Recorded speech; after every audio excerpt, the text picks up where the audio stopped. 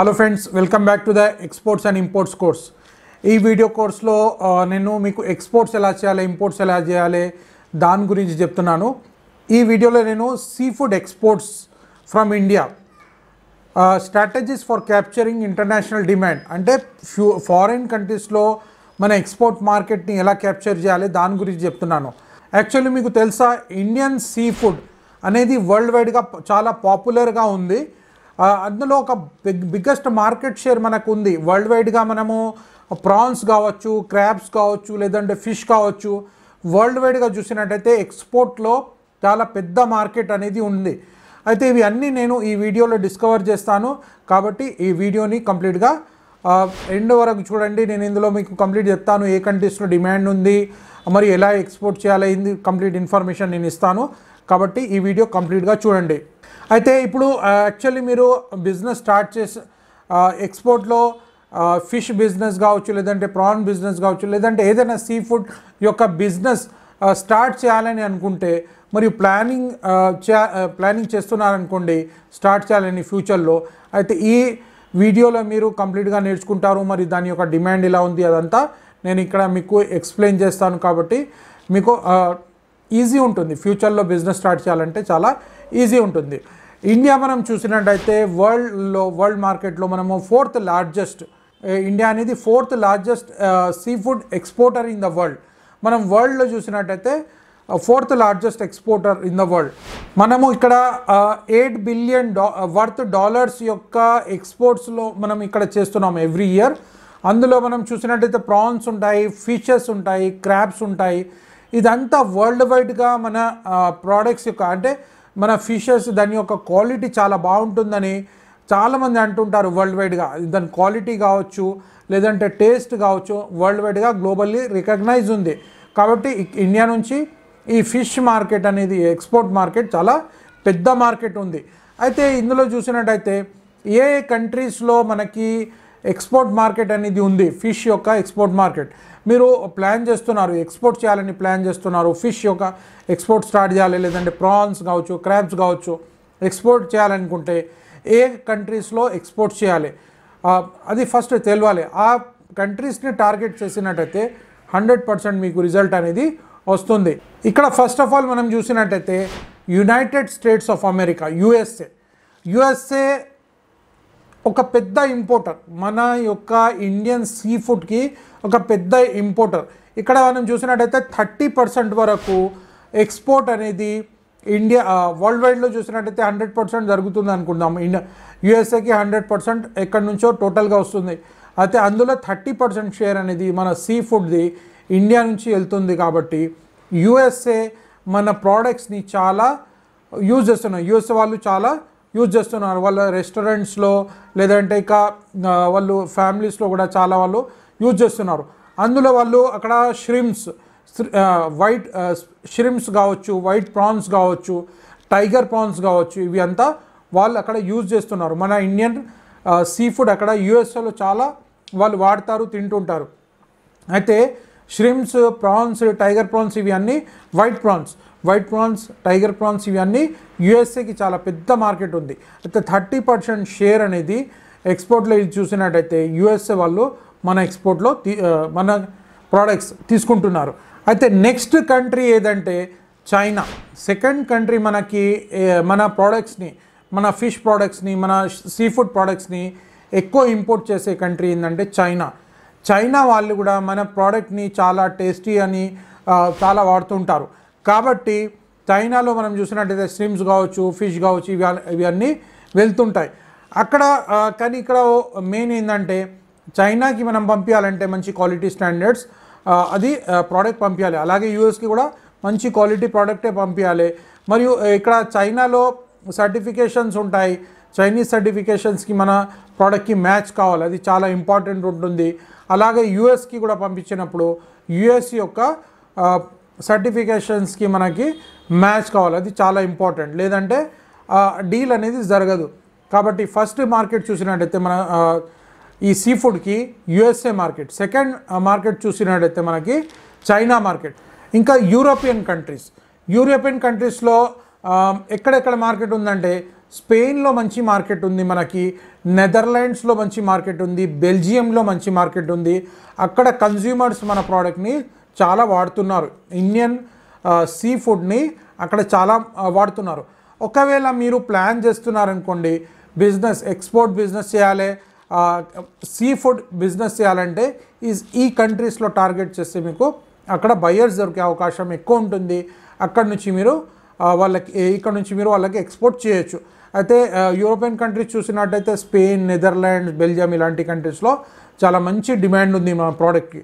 కానీ అక్కడ కూడా యూరోపియన్ కంట్రీస్కి పంపించేటప్పుడు కూడా వాళ్ళు ఏం చేస్తారంటే ట్రేసబిలిటీ ఇంకా ఎక్కువ ఫ్రెండ్లీ ఐటమ్స్, ఫార్మింగ్ ఐటమ్స్ని ఎక్కువ వాడతారు. ట్రేసబిలిటీ స్టాండర్డ్స్ని చూస్తారు. ట్రేసబిలిటీ అంటే ఏంటంటే జస్ట్ ఏం లేదు, కెమికల్స్ ఏ కెమికల్స్ వాడుతున్నాం మనము అది వాళ్ళు టెస్టింగ్ చేసుకుంటారు. ఆ టెస్టింగ్లో సక్సెస్ అవుతూనే వాళ్ళు తీసుకుంటారు. అంతే యూరోపియన్ యూనియన్ కెమికల్స్ మన కెమికల్స్లో కొద్దిగా డిఫరెంట్ తేడా ఉంటుంది. కాబట్టి అది వాళ్ళ స్టాండర్డ్స్కి తగ్గట్టుగా ఉంటే వాళ్ళు తీసుకుంటారు, లేదంటే తీసుకోరు. ఎందుకంటే మనం ఇక్కడ డిఫరెంట్ కెమికల్స్ వాడుతుంటాం. అది ఫిషెస్ అవి పాండ్స్లో పెంచేటప్పుడు డిఫరెంట్ కెమికల్స్ వాడతాం.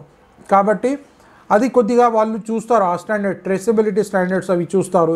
EU స్టాండర్డ్స్ ఆఫ్ ట్రేసబిలిటీ అది చూసిన తర్వాత అది వాళ్ళకి ఓకే అని అనిపిస్తేనే వాళ్ళ కండిషన్స్ మనం ఫుల్ఫిల్ చేసినట్టయితే వాళ్ళు తీసుకుంటారు. అలాగే ఎక్కువ ఫ్రెండ్లీ చూస్తారు కొద్దిగా, అంటే నేచురల్ ఆర్గానిక్ టైప్లో, మరియు అది బ్రీడింగ్ చేస్తున్నారా ఆర్గానిక్ టైప్లో వాళ్ళు మనం పాండ్స్లో ఫిషెస్ని పెంచుతున్నామా అలాంటి చూస్తారు. అది చూసిన తర్వాతనే వాళ్ళు ఏంటంటే వాళ్ళు కొనే అవకాశం అనేది ఉంటుంది. ఇది కొద్దిగా గుర్తుపెట్టుకోండి, ఇవి ఇంపార్టెంట్ పాయింట్స్. నెక్స్ట్ కంట్రీ ఏదంటే జపాన్ కూడా మన ఫిష్ మార్కెట్కి, ఎక్స్పోర్ట్ మార్కెట్కి చాలా పెద్ద మార్కెట్. అక్కడ ఫిష్ కావచ్చు, ష్రిమ్స్ కావచ్చు, వాళ్ళు ఎక్కువ శాతం తీసుకుంటారు. ఎందుకంటే వాళ్ళు అక్కడ పర్టికులర్లీ ఆ షూషిమ్ అని వాళ్ళు తయారు చేస్తారు, తినే ఐటమ్స్ తయారు చేస్తారు, దానిలో వాళ్ళు ఎక్కువ యూజ్ చేస్తారు. అలాగే ఇండియన్ బ్లాక్ టైగర్ ప్రాన్స్ అనేవి ఉంటాయి కదా, ఇంకా టూనా ఫిషెస్ అలాంటివి డిఫరెంట్ ఫిషెస్ ఉన్నాయి కదా, అవి కూడా వాళ్ళు ఎక్కువ వాడతారు. అయితే జాపానీస్ బయ్యర్స్ ప్రీమియం క్వాలిటీ చూస్తారు, కొద్దిగా ప్రీమియం ఫర్ ఫిష్ అంటే జాపానీస్ బయ్యర్ మంచి క్వాలిటీ చూస్తారు. ప్లస్ వాళ్ళు పేమెంట్ కూడా మంచిగా చేస్తారు అక్కడ జాపానీస్ బయ్యర్స్. అంటే వాళ్ళకి మంచి క్వాలిటీ మనము ప్రోడక్ట్ పంపించినట్టయితే వాళ్ళు పేమెంట్ కూడా మంచిగా చేస్తారు. అయితే జపాన్ కూడా మనకి మంచి కంట్రీ, మనం టార్గెట్ చేస్తే జపాన్ కూడా చేయొచ్చు ఎక్స్పోర్ట్ చేయడానికి. నెక్స్ట్ ఏంటంటే మిడిల్ ఈస్టర్న్ కంట్రీస్ అంటే మీకైతే తెలుసు ఏంటంటే ఇది సౌదీ అరేబియా కావచ్చు, దుబాయ్ కావచ్చు, ఖతార్, ఒమాన్ ఇవంటి అన్ని కంట్రీస్ ఉన్నాయి కదా, వీళ్ళు అక్కడ ఎక్కువ వాడతారు, మన సీ ఫుడ్ని ఎక్కువ వాడతారు. కాబట్టి అది కూడా మీరు ఎక్స్ప్లోర్ చేయొచ్చు. ఈ కంట్రీస్ని కూడా మీరు టార్గెట్ చేసి బయర్స్ని ఫైండ్ అవుట్ చేయొచ్చు, అక్కడ కూడా మీరు ఎక్స్పోర్ట్ చేయగలుగుతారు. కానీ మిడిల్ ఈస్టర్న్ కంట్రీస్లో చేసేటప్పుడు హలాల్ సర్టిఫికేషన్ లేనిది వాళ్ళు తీసుకోరు. కాబట్టి కంపల్సరీ హలాల్ సర్టిఫికేషన్ ఉంటేనే మీరు మిడిల్ ఈస్టర్న్ కంట్రీస్కి పంపగలుగుతారు. ఇప్పుడు ఈ హలాల్ సర్టిఫికేషన్ తయారు చేయాలన్నా వద్దా అని, ఇప్పుడు సార్ మేము యూఎస్ఏకి పంపిస్తున్నాం కదా, హలాల్ సర్టిఫికేషన్ చేయాలన్నా అవసరం లేదు కదా అక్కడ, ఓకే అక్కడ పంపించడానికి అవసరం లేకపోవచ్చు, కానీ అక్కడ తినేవాళ్ళు హలాల్ తింటారు కదా చాలామంది, వాళ్ళు తినరు. మరి అలా తినకుండా ఏమవుతుంది, మీ ప్రోడక్ట్ యొక్క డిమాండ్ తగ్గిపోతుంది. వేరే వాళ్ళు ఎవరైనా హలాల్ పంపించున్నారు అనుకోండి, వేరే ఎక్స్పోర్టర్స్, అప్పుడు ఏమవుతుంది, మీ ప్రోడక్ట్ ఎక్కువ ఎక్స్పోర్ట్ కాదు, అప్పుడు మీకే లాస్ ఉంటుంది. కాబట్టి ఏ కంట్రీకి పంపించినా కానీ హలాల్ సర్టిఫికేషన్తో పంపిస్తే చాలా బాగుంటుంది. ఆల్ కంట్రీస్లో ఎక్కడ వెళ్ళినా కానీ దాని మీద మార్క్ ఉంటుంది, హలాల్ బ్రాండ్ ఉంటుంది. కాబట్టి అది మిడిల్ ఈస్టర్న్ కంట్రీస్కి వెళ్ళినా కానీ, లేదంటే యుఎస్ఏ, జపాన్ ఎక్కడ వెళ్ళినా కానీ ఆ మార్క్ ఉంటుంది. కాబట్టి అక్కడ తినేవాళ్ళు, హలాల్ తినేవాళ్ళు కూడా అది తింటారు, లేదంటే తినరు.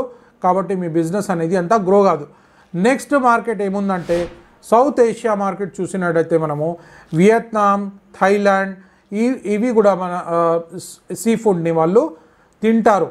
వాళ్ళు ఏంటంటే ఈ వియత్నాం కావచ్చు, థాయిలాండ్ కావచ్చు, ఇలా కొన్ని కంట్రీస్ ఉన్నాయి. వీళ్ళు ఏం చేస్తారంటే మన ప్రోడక్ట్స్ని తీసుకుంటారు, అంటే మన సీ ఫుడ్ని తీసుకొని వాళ్ళు రీప్రాసెసింగ్ చేస్తారు, వాళ్ళు మళ్ళీ తయారు చేస్తారు దాన్ని. మనం కూడా ఇలా తయారు చేస్తుంటాం కదా, ఏదో ఒక టైప్ ఆఫ్ పచ్చడి తయారు చేస్తాము, లేదంటే క్రీమ్స్ అలాంటివి తయారు చేస్తుంటాం కదా. అలాగే వాళ్ళు ఏం చేస్తారంటే ఫిష్ ఐటమ్స్ తీసుకొని అక్కడ వాళ్ళు రీప్రాసెసింగ్ చేసి వాళ్ళు మరి ఎక్స్పోర్ట్ చేస్తారు, వేరే కంట్రీస్కి వేరే మార్కెట్స్కి వాళ్ళు ఎక్స్పోర్ట్ చేస్తారు. అయితే అది కూడా మీరు గుర్తుపెట్టుకోండి. అయితే ఈ సౌత్ ఏషియన్ కంట్రీస్లో కూడా వీళ్ళు ఇంపోర్ట్ మన ప్రోడక్ట్ని చేస్తారు. కాబట్టి అది కూడా మీరు కన్సిడర్ చేయొచ్చు ఈ కంట్రీస్. అయితే నేను ఇక్కడ ఏం చెప్పినాను, ఫస్ట్ ఆఫ్ ఆల్ యూఎస్ఏ కంట్రీకి మీరు ఎక్కువ ఎక్స్పోర్ట్ చేయొచ్చు, నో ఇష్యూ. మంచి సర్టిఫికేషన్స్ అది తయారు చేసుకొని మీరు చేయగలుగుతారు. నెక్స్ట్ ఏంటంటే సెకండ్ చైనాకి చేయొచ్చు, జపాన్కి చేయొచ్చు, అలాగే వియత్నాం కావచ్చు, థాయిలాండ్ కావచ్చు, ఇలాంటి కంట్రీస్కి కూడా మీరు సీ ఫుడ్ అనేది ఎక్స్పోర్ట్ చేయగలుగుతారు. అయితే ఇక్కడ మనము డిమాండ్ చూసినట్టయితే కంట్రీస్ మన యూఎస్ఏ చైనా వీళ్ళు మన సీ ఫుడ్ కావాలని చాలా ఎదురు చూస్తుంటారు. అంటే చాలా వాళ్ళకి కావాలి. ఇంకా వీళ్ళు జపాన్ కావచ్చు, యూరోపియన్ మార్కెట్స్ కూడా వీళ్ళు పే కూడా ఎక్కువ చేస్తారు, మంచి పే చేస్తారు. అయితే ఈ యూరోపియన్ కంట్రీస్ కావచ్చు, లేదంటే ఇంకా సౌత్ ఏషియన్ కంట్రీస్ వీళ్ళు ఎక్కువ పే చేసే అవకాశం ఉంటుంది. మనకి ఏంటంటే ప్రోడక్ట్ వాళ్ళకి అవసరం కాబట్టి వాళ్ళు మంచిగానే పే చేస్తారు. కాబట్టి సీ ఫుడ్ బిజినెస్ స్టార్ట్ చేస్తే, ఎక్స్పోర్ట్ బిజినెస్ స్టార్ట్ చేస్తే చాలా మంచిది, మంచి ప్రాఫిట్స్ అనేవి మీకు అందులో వస్తాయి. నెక్స్ట్ ఇక్కడ చూసినట్టయితే ఈ సీ ఫుడ్లో మీకు మంచి ప్రాఫిట్ రావాలంటే ఏం చేయాలంటే మీరు అక్కడున్న స్టాండర్డ్స్ని మీరు చూడాలి. యాక్చువల్లీ యూరోపియన్ కంట్రీస్లో ఎలాంటి స్టాండర్డ్స్ ఉన్నాయి, మరియు యుఎస్లో ఏ స్టాండర్డ్ ఉంది, మరి సౌత్ ఏషియన్ కంట్రీస్లో ఏ స్టాండర్డ్స్ వాళ్ళు కావాలనుకుంటున్నారు, అది ఫస్ట్ ఆఫ్ ఆల్ చూసి దానికి తగ్గట్టుగా ఇక్కడ ఫిష్ ఫార్మింగ్ కావచ్చు, ప్రాన్స్ ఫార్మింగ్ కావచ్చు అలా చేసినట్టయితే చాలా యూస్ఫుల్గా ఉంటుంది, మీకు అందులో ప్రాఫిట్స్ అనేవి వస్తాయి. సెకండ్ ఏంటంటే ఆ క్వాలిటీ మీద, ఆ ఫ్రెష్నెస్ మీద కూడా మీరు దృష్టి పెట్టాలి.